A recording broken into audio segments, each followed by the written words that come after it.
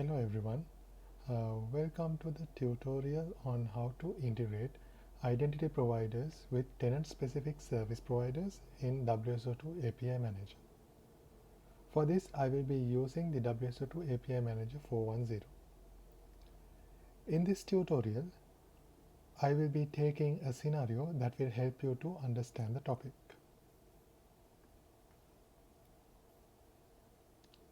So here is the scenario. I will be having two customers called customer A and customer B. The customer A needs to have a separate developer portal which will use the Keycloak IDP to log in. And the users of Keycloak will be provisioned in the WSO2's IDP. Customer A will use apim.custa.com as the developer portal URL. The customer B will also have a separate developer portal which will use the default WSO2 IDP for login. The customer B will use apim.custb.com as the developer portal URL. In this tutorial, I will show how we can achieve this using tenants. I have created two tenants called custa.com and custb.com. Customer A will have their set of developer portal users in the Keycloak IDP, while the customer B will have their set of developer portal users in the local IDP.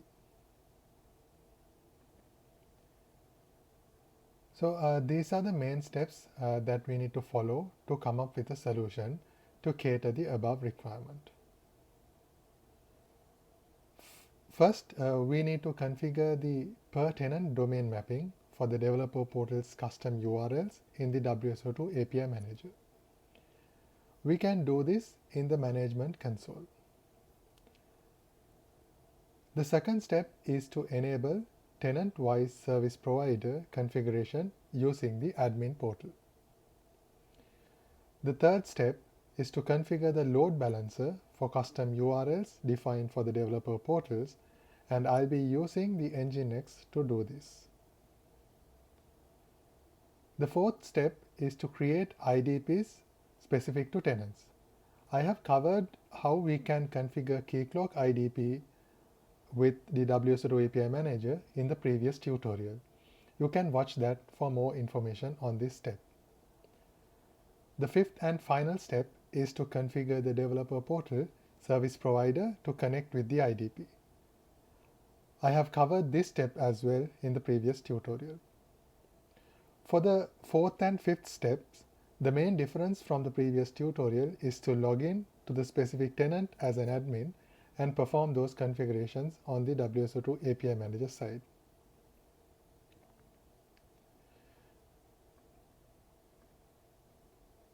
Now, let's move on to the demo to show you the above explained steps. Now let's look at how we can achieve the first step, which is to configure the per tenant custom domain mapping. So I will log into the supertenant admin user, and here we need to go to the resources browse section, and we need to expand system governance, and we need to add this particular directory structure here. So for tenant A, we need to add custa.com URL mapping and a resource called custa.com, and for tenant B, we need to add custb.com URL mapping and custb.com. So this is the complete directory structure that we need to add in the browse resources section. So for example, if you want to add a new resource, you go to governance section, you can click on add a collection to add a directory, or add a resource to create a new resource. So I have already created the directory structure, custom URL, and API cloud, cust A So that is the tenant domain and the URL mapping. And next we have the resource called cust.a.com. This should be the tenant domain. So this is the specific path that we need to create. So if we go inside this particular resource, we need to give this particular payload here or the JSON value here, and give the tenant domain value as cust.a.com for customer A, and the store URL or the developer portal's custom URL as the desired URL, which will be APIM cust.a.com. Similarly, we need to do the same thing for the customer B tenant as well. So I'm going to customer B, custb.com URL mapping, and the resource is again the customer B's tenant domain, custb.com. So if I expand or display the text here, so you can give the tenant domain as custb.com, store customer URL, or which is the developer portal custom URL, as apim.custb.com. So please note that I have already created these resources. So if you're starting from the scratch, you need to create these directory structures and this custb.com or whichever the tenant domain name, and add a resource using that name, and add this particular JSON value and fill in the desired details. So basically that's all we have for the first step. So next we will take a look at how we can configure per tenant service providers for developer portal. In order to do that, we need to go to the admin portal of the WSO2 API Manager, and we need to log in as the admin user for that particular tenant. So I'm going to log in to the customer A's tenant domain. So I will give cust.a.com.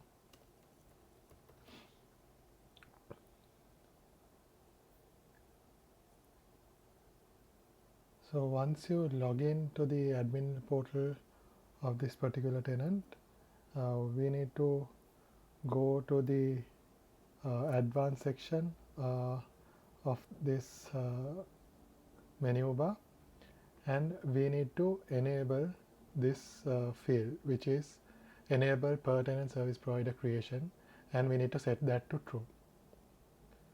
And once you do that, you can click on save so that it will be updated, and we need to do the same to the customer B's tenant domain as well. So let me verify that we have done the same for the customer B as well.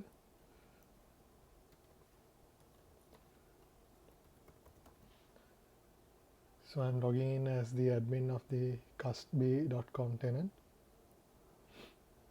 and I will go to the advanced section, and yes, so I have already enabled the enable per tenant service provider creation and set it to true.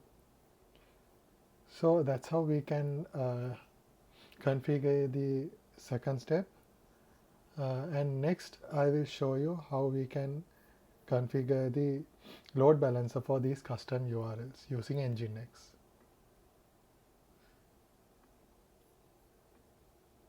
Before we begin the Nginx configurations, we need to create a self-signed certificate which will include the two developer portals custom URLs as common names.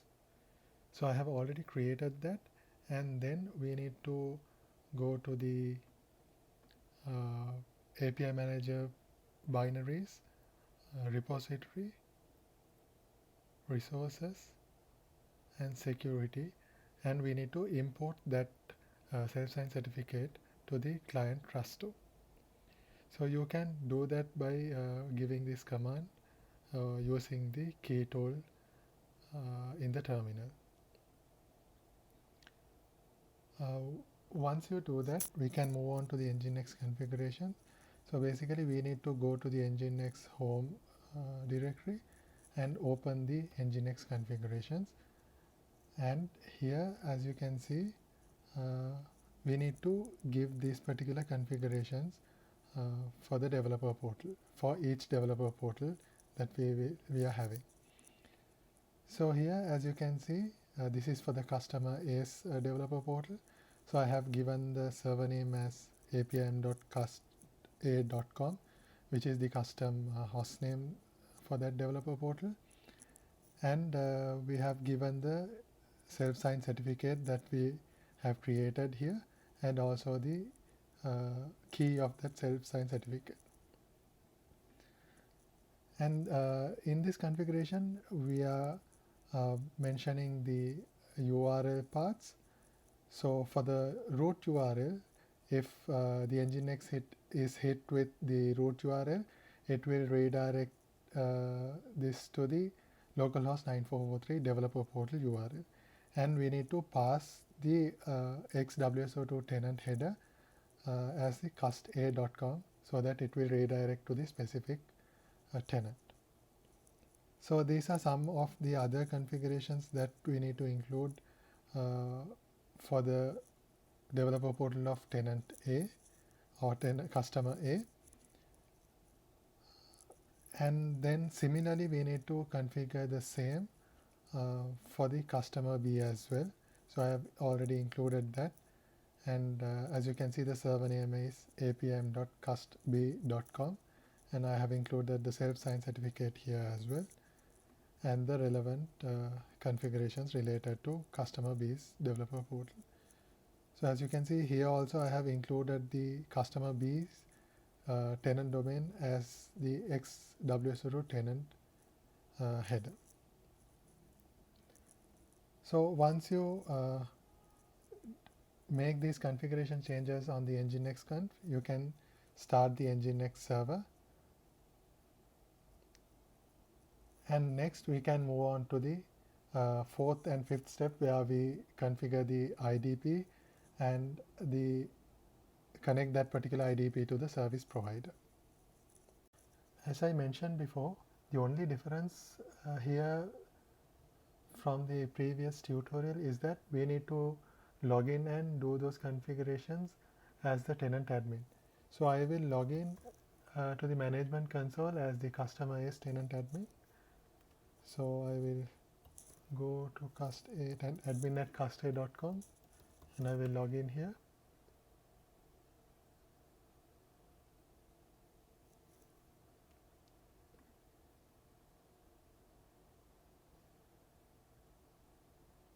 So here I have logged into the customer A's management console, and we need to go to the identity provider section to create a new identity provider for Keycloak. So here I have already created the identity provider. You can refer the previous tutorial on how we can configure the Keycloak IDP with WSO2 API Manager. So I'll just run through the identity provider. So I have given the details. I have given the claim configurations here and the roles configuration and also the federated authenticators section on the IDP side. So I have explained this in detail on the previous tutorial. So you can refer that for more information on this. Next, we need to go to the service provider section. So when you have configured the custom URL or custom domain for the developer portal for specific tenant, and once you access that for the first time, you can see the tenant specific service provider will be created in the tenant space. So if we don't have the configurations that we gave in the admin portal, this service provider won't get created in the tenant space, rather it will get created in the super tenant space. So now that we have the service provider created for the tenant space, we can connect the IDP to the service provider as we have done in the previous tutorial. So if you can see, we have given the claim configurations, the inbound authentication configurations, and the local and outbound authentication configuration. So here we have selected the federated authentication as the key clock IDP for customer A. So once we have done with that, we can do the same for the customer B as well. So let me show you the tenant space of customer B.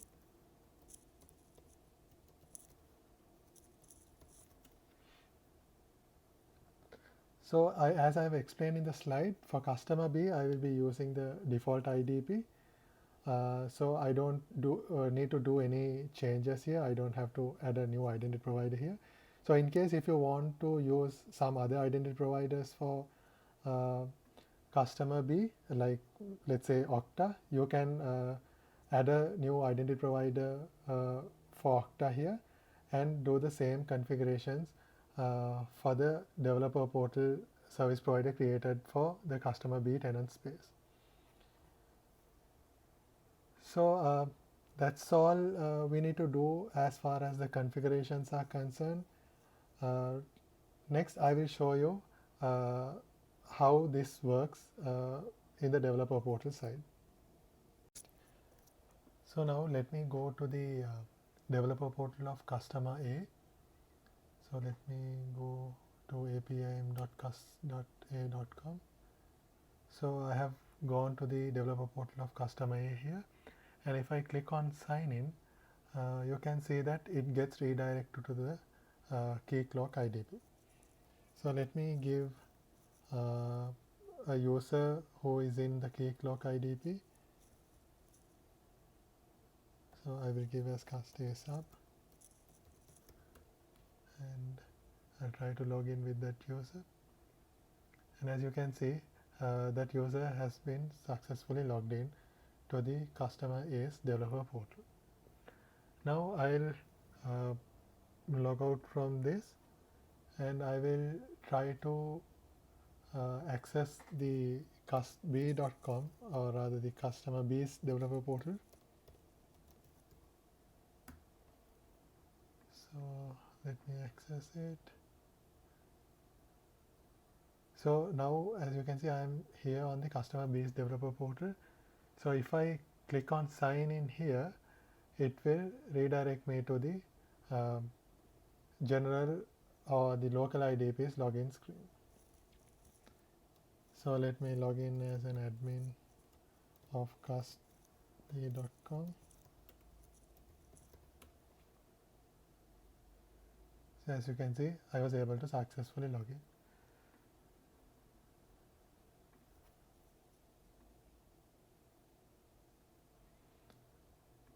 That's all I wanted to show and share with you in this tutorial. So today we have covered how to integrate identity providers with tenant-specific service providers in WSO2 API Manager. I have provided WSO2's official documentation link related to this in the description below so that you can have a look and try this scenario. I will try to come up with another tutorial soon.